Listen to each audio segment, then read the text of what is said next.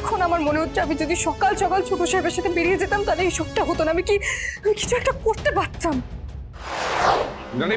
মা তুমি কেন কথা শুনছো না বলো তো? আমি কোনোদিনও কোনো বিষয়ে তোমাকে মানা করেছি? তুমিই বলো। তাহলে এখনই বা কেন করছো আয়ুষ? আজ আমার এদের সঙ্গে কথা বলা প্রয়োজন? মা মা সবার ভালো দেখতে গিয়ে তো তোমাকে বিপদের মধ্যে ফেলে দিতে পারি না আমরা। মা তুমি প্লিজ যেও না, মা আমার ভয় করছে। মা ভয় লাগছে?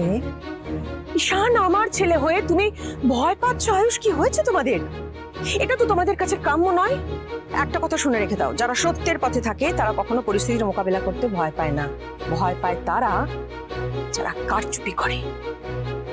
আরে ঈশান টেনশন থেকে কথাটা বলেছে, টেনশন তো আমার হচ্ছে। মানে তুমি কি সত্যি সত্যি বাইরে যাবে নাকি? ম্যাডাম, গেটের বাইরের ভিড় নিয়ন্ত্রণের বাইরে। বাড়ির ভিতরে এত লোক আটকানোর মতো নিরাপত্তা নেই আমাদের। আমি যদি গেট খুলি, লোক যদি ভিতরে ঢুকে পড়ে, কি হতে পারে এরপর আন্দাজও নেই আমাদের। কি করে রক্ষা করবো আপনাকে ম্যাডাম?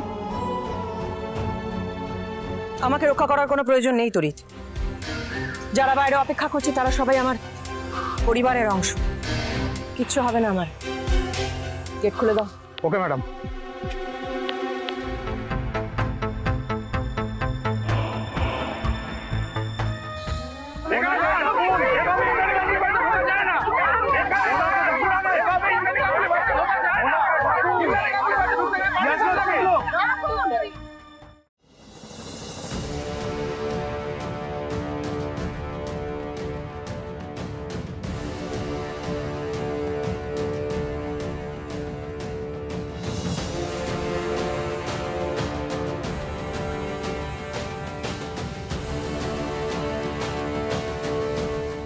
তরিত, খুলে দাও গেট। আমি সবার সঙ্গে কথা বলতে চাই।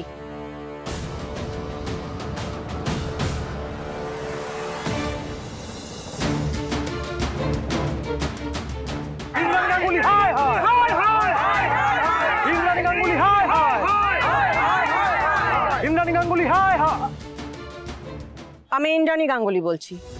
আপনাদের সবার কাছে অনুরোধ করছি, আপনারা প্লিজ শান্ত হন। আগে আমাকে কিছু বলতে দিন।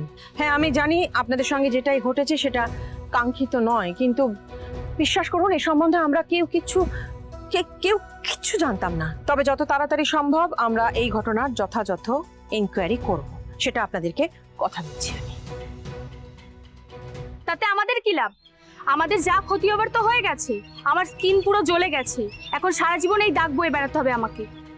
হ্যাঁ সেটাই তো, এনকোয়ারি করে যদি কেউ ধরাও পড়ে আমরা তো আমাদের স্কিন ফিরে পাবো না। আমাদের কম্পেনসেশন চাই, আপনাকে দিতেই হবে কম্পেনসেশন।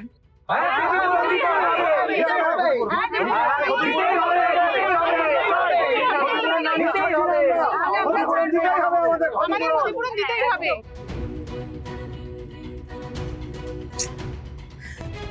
তুমি মা কেন এই ভিড়ের মধ্যে বাইরে বেরোতে গেলে? ওনার যদি কিছু হয় তাহলে তো আমিও তো ওখানে নেই। ভগবান ভরসা। এখন আমার মনে হচ্ছে আমি যদি সকাল সকাল ছোট সাহেবের সাথে বেরিয়ে যেতাম তাহলে এই সবটা হতো না। আমি কিছু একটা করতে পারতাম।